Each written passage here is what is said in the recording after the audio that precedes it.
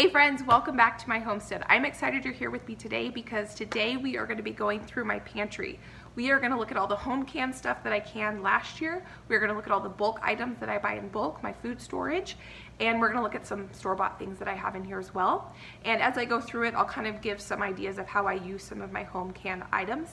Today is March 22nd, and I want to go through this with you today because we're kind of ending, well, I guess it's technically spring, but because we've already eaten a ton of what I preserved last year. And so I want to give you guys a baseline of what my pantry looks like now before we get into the preserving season, or this garden season 2021. And then at the end of the garden season, I want to give you guys another video of what it looks like after the garden season. I just started gardening last year. Last year was my first garden season. So if you want to see what my garden looked like last year, I'll leave a link. And I do have some garden tour videos of what it looks like right now. And you can kind of see what I'm working with to try to fill this pantry. My goal is to grow 1 year's worth of produce for my husband and I, and actually have an abundance of that so that I can have some to gift for friends and family. So if you're interested in seeing what I have in my pantry, let's just get right into it. I do want to give one side note though. When I sat down to edit this video, today is a work day. I'm a dental hygienist. I got home from work. I realized I did not film the intro, and that's why I am filming it right now. So ignore the wet hair because I always shower when I get home from work, and let's just get right into it. So let me first explain where I store my food. I've got this built-in pantry wall here. We bought our homestead back in November of 2019, and this pantry here came with the property. And then the kitchen, obviously. And then this is what used to be the old dining room, and there was an addition, so we don't need to use this as a dining room anymore. So this room has become my pantry slash grow room. So let's go ahead and get started in this cupboard first. This cupboard here is just prescription medications. It's like our pharmacy. My husband keeps his blender bottles in there and things like that, so it's kind of boring, so we will go ahead and skip that one. So let's start in here. This area is where I keep some of my store-bought goods and my grains and pastas. So I've got rice back here. I have homemade granola. I have 2 bags of tortilla chips. These are my favorite tortilla chips from Costco. This is some homemade pasta. I've got some oat milk. I try to keep some non-dairy milk that is shelf stable in the house. This is the only one I have right now, so next time I go to Costco I will buy another one of those. I just like to have some in the pantry. Right here I have some steel cut oats. We don't eat a ton of steel cut oats. This is quinoa and then some lentils. This next one is some more store-bought pasta. This is my favorite pasta from Costco. It's organic. Same with this pasta. I really like it. I have some egg noodles, some rice noodles, and then some more homemade pasta, and then a bag of tortilla chips. This is the last of the garlic that I harvested from last year. I probably should just get it out of the pantry, cut it up, and freeze it so that it's not in the pantry anymore. But my garlic is growing really well out in the garden, so I can't wait for that. And then down here, I just have some appliances. One way I like to preserve my excess eggs is by making homemade pasta. This was just the broken ends of some sheet pasta I made. For some reason I have not figured out how to dry sheet pasta so it lays flat to make lasagna out of. So this is a bunch of broken bits. I'm not sure how I'm going to use these, but they won't go to waste. I made about 8 pounds of fettuccine pasta that I dried and kept in the pantry last year, and I am so happy with how those turned out. I need to do that soon. My chickens are already starting to produce a ton of eggs. That is 46 eggs right there that I got this week. I just washed them up. And obviously my husband and I cannot go through that many eggs in a week.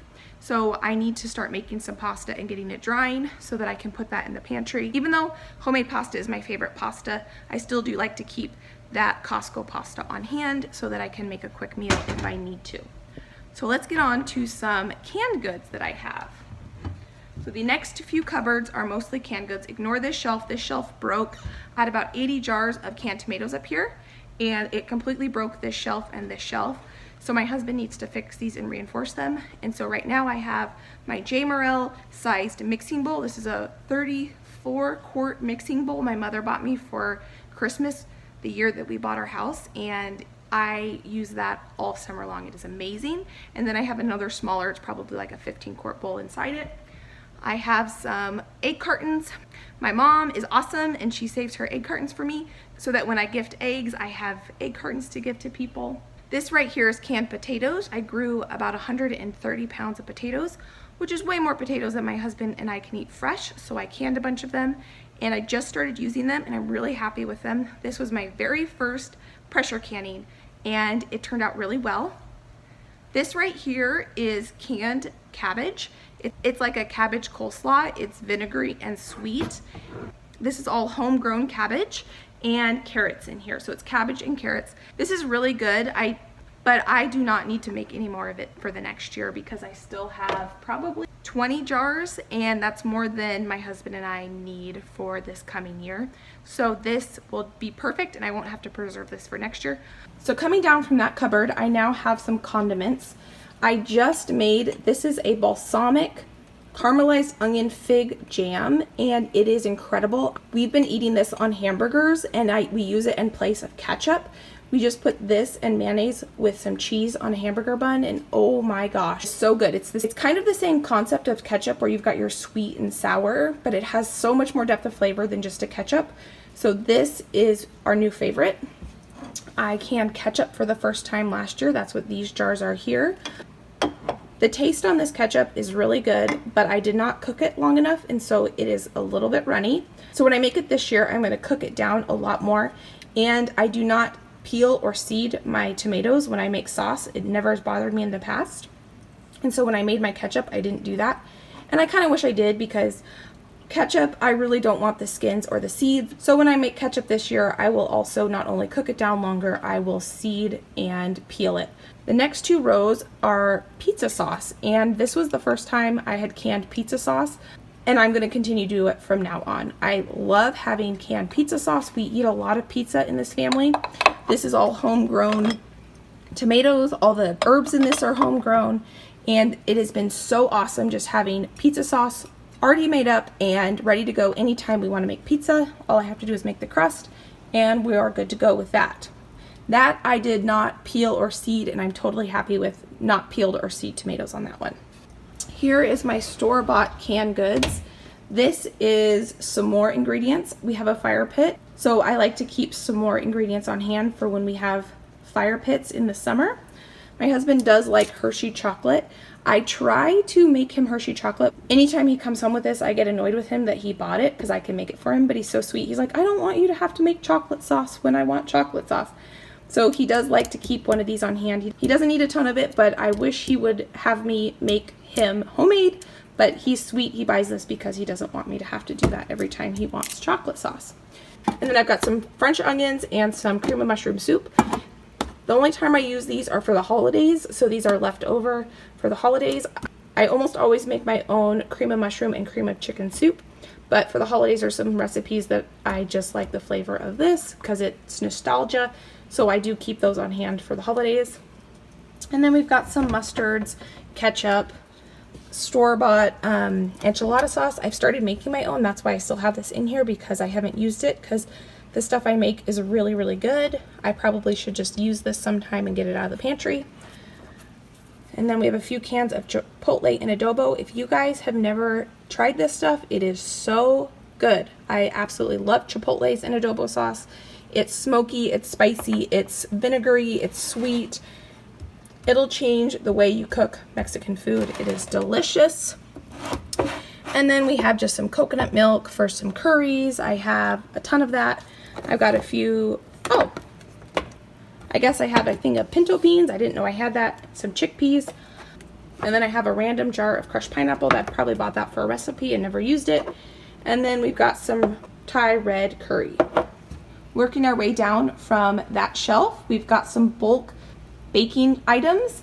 In the back there, I have rolled oats in that 6-gallon bucket. I have whole wheat flour in this 6-gallon bucket, white flour, and sugar. I've got a 12-pound, 1-gallon bucket of honey. I buy all my bulk baked goods from Azure Standard, which I'll link in the description below, as well as my honey. On top of the buckets, I've got some homegrown onions and then some store-bought onions.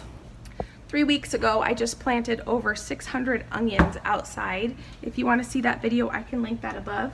Last year, my onions, as you can see, were the size of ping pong balls. And so one thing I'm really trying to work on for this next year is to get some larger onions. We go through a ton of onions. Almost every single recipe starts with onions, and so those little tiny ones I grew are an absolute pain to peel. So I am hoping I get larger onions this year. Now let's move on to some more canned goods that I've got in these shelves here. Starting at the top, this is tomato sauce, tomato sauce, tomato sauce, and tomato juice. This is way more tomatoes than I am going to need for 2021. This will get me all the way to 2022 garden season. All the tomatoes on this shelf and this shelf are homegrown tomatoes. I have more tomatoes that I actually grew myself as well, but I have them in another cupboard we will get to in a minute. But that top shelf are all tomatoes that I bought in bulk from a local farm that I've been buying from for years before I had my own garden. And at the beginning of the year, his tomatoes were already coming in and mine weren't. And I had super anxiety about my own gardening ability, and I thought I wasn't going to get any tomatoes. But I probably grew over 400 pounds of tomatoes. And so I really didn't need to buy any tomatoes from that local farmer, but I did and canned them up because I wanted to make sure I had enough tomatoes, because that's what I did every year before I had my own garden, was buy my tomatoes from him. So I am not going to be canning any tomato sauce this year. I'm going to be using tomatoes in other things.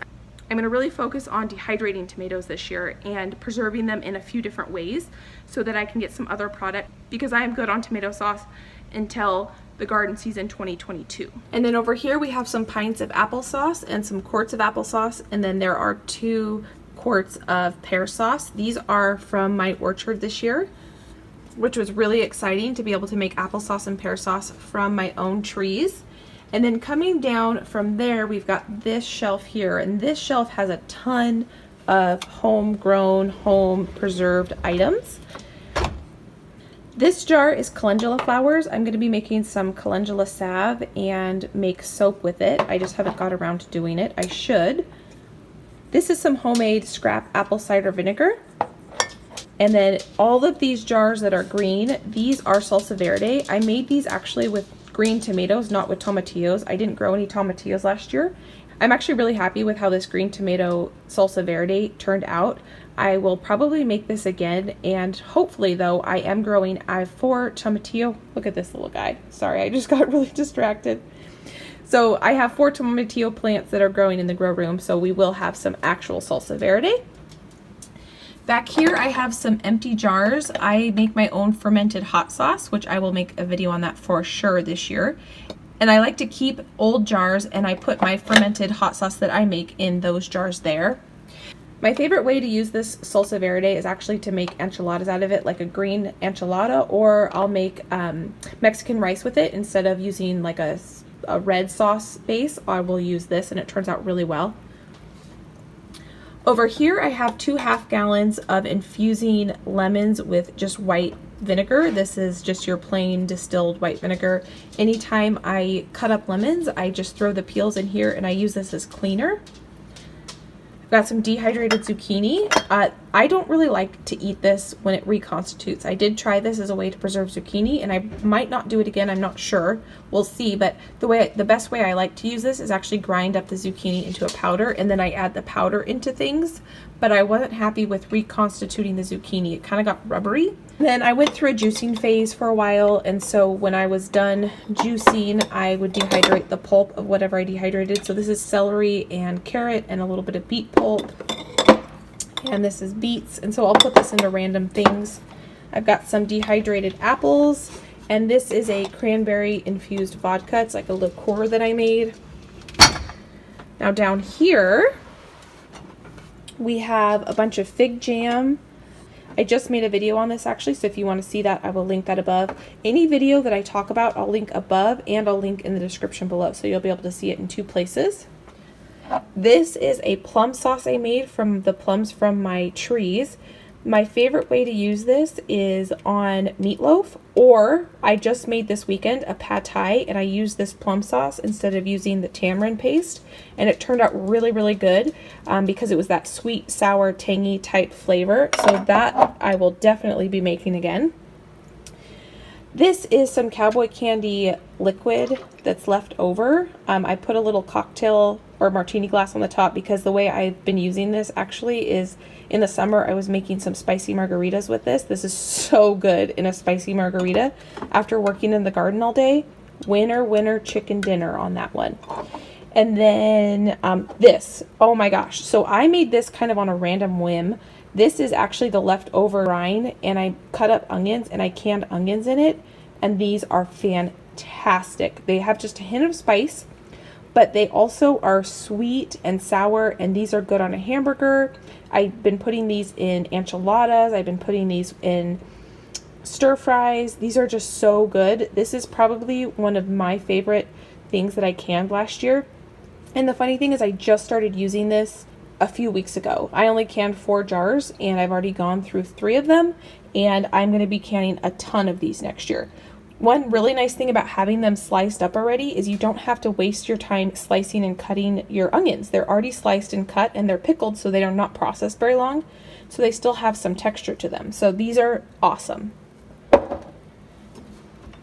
In the back there, that is rhubarb jam. I've got some strawberry jam. Strawberry jam is my husband's favorite, and I definitely need to stock up on that. I use my strawberry jam not just like as jams for like sandwiches or on toast, because we don't eat a lot of that, but I make my husband baked oatmeal almost every week, and I use this as a sweetener in his baked oatmeal to make it sweet. So if I do I'll do like a rhubarb baked oatmeal or a strawberry baked oatmeal or something like that, along with your classic apple cinnamon and all those flavors.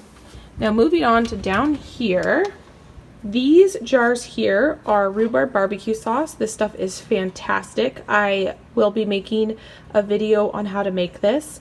You guys, this is so good. And one of our favorite ways actually to use it is not only on like barbecued meats and stuff, but we've been making pizza, barbecue pizza with this stuff, and it is so good. Now over here is cowboy candy, if you're wondering what that is. I made a ton of it. I probably actually don't even need to make cowboy candy this year, unless I want to do a bunch of gifts with it. But this is what it is. It's just pickled, sweet jalapenos. And one of our favorite ways to eat this is as an appetizer. I would put a block of cream cheese down, and then I would pour one of these over the top and eat it with crackers. That was back when we could have parties. But we also really like to put this on hamburgers, on pizza, just burrito bowls, in burritos, in tacos, or I will put it in things to flavor things, like if I want something to have a little bit of a heat. And then moving down here, we've got 4 gallons of white distilled vinegar and 2 gallons of apple cider vinegar. That is in preparation for the canning season, along with that lemon juice. I tried last year 2 years ago, I canned my tomatoes with citric acid instead of lemon juice, and I did not like it at all. We did eat it, but I only like to can my tomatoes with lemon juice, so I always like to keep at least 1 or 2 of those big things of lemon juice in my pantry. I have some apple cider vinegar. Over here I have some coconut oil, some olive oil, and then a bunch of my winter squash still left over from last garden season. And this jug here is the lemon infused white vinegar. You can see it's kind of darker at the bottom, and I do need to refill that. We were just in that cupboard, and now we are going to be moving down here. This is a cupboard in my island. These jars to the right underneath my favorite canning cookbook, which I'll link below, that's the Ball Home Preserving Cookbook. I have summer salsa, which is a peach tomato salsa, and that recipe is from that cookbook, along with these jars here. That is peach salsa. That is a brand new recipe to me this year, and it is delicious. The only thing I'm not going to put in it next year is cumin. For some reason, the cumin flavor in that peach salsa is a little bit strong, so I'm going to omit that for next year. And then over here, I have just a plain salsa. And then down here, I have more tomato sauce. If you want to see that, I can actually link that above, and I can show you my process for making it. I have definitely perfected it over the years. I have a very low maintenance way to make it that makes a really thick, yummy tomato sauce. And then here I have chicken broth. I only have 3 quarts left, so I definitely need to make some more of that. Now moving into my walk-in pantry, I have all my empty jars up here. I have some jam making supplies in here and my extra canning lids. I have probably 25 boxes of regular mouth canning lids, but I only have 1 box of wide mouth canning lids left. This is my last box and it is coveted. I can only find wide mouth canning lids in my area for $6.50 for 12 lids, which is not affordable. And so I have purchased a bunch of the regular mouth because these are still only $3.22 in my area, and so it's definitely a lot more affordable to buy the regular mouth than the wide mouth. My mom was awesome and she actually did buy me a box of wide mouth jars. I do buy most of my jars at Goodwill. My mother-in-law, she always keeps a good lookout for me for jars when she is at Goodwill, so I have been able to build up quite a collection.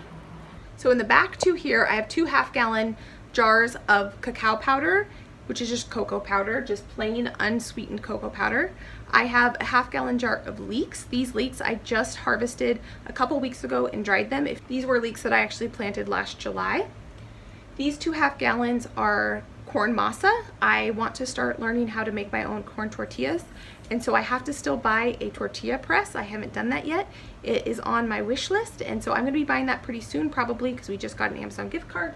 These 2 jars here are raisins. I need these raisins for making my rhubarb barbecue sauce. I don't like to eat raisins, but I love that rhubarb barbecue sauce, so that's what those are for. And then here I have some bulk black tea. I love tea to drink it, but I also make a lot of kombucha, and so I need some bulk tea. And now this here is something that I'm super excited about, is canned pinto beans, and it was my first time pressure canning beans. The absolute easiest canning I've ever done. Canning pinto beans. I've been wanting to do this for years and years. Now down here on this shelf, I have a few of the same things that you actually saw in the 6-gallon buckets in my pantry, but these are 5-gallon buckets. These are the ingredients that I go through the most in bulk, so I like to have 2 containers so that I can rotate. The ones that I'm going through first are in my pantry, and then this is my backup. So when I'm done with that bucket, I will move this bucket and put it in there, and that one will go in here, and I'll refill that one so that I can have a good rotation of making sure I'm using the oldest stuff first. So the things I go through the most of are whole wheat flour, white flour, and oats. We go through a ton of that because I do almost all my own baking. Not everything, but a ton of it. And then this bucket is just a one-off. This is a bucket of cornmeal. So then I have 2 buckets of rice. I have jasmine rice and sticky rice. In the back there, I have pinto beans, black beans, soft white wheat to grind into fresh flour, popcorn, and salt. And then this is my grow light station, which I find appropriate that it is in my pantry because the food starts here and ends up here. It just takes a little bit of a break out in the garden. And then for my 30th birthday, my husband bought me a refrigerator. What says you are an adult more than getting yourself a refrigerator for your 30th birthday? So at the beginning of this video, I was thinking I was going to go over how I buy my bulk spices as well, and I was going to go through my baking shelf, how I like to store that to make the most convenience for baking. But this video is getting really long, so I think I'm going to end it here, and I'll make a separate video on those 2 things. So stay tuned, subscribe if you want to see those. I want to thank you so much for hanging out with me in my pantry today, and I can't wait to see you guys next time. If you enjoyed this, please give it a thumbs up, or if you didn't, give it a thumbs down. If you have any recommendations for me, go ahead and leave them in the comments, or if you want to start a conversation. I'm so enjoying getting to know you guys down in the comments, but it's been super fun. So I hope you guys have a great evening, and let me know what you guys like to buy in bulk or how you guys store your food, and I will see you next time, guys. Bye!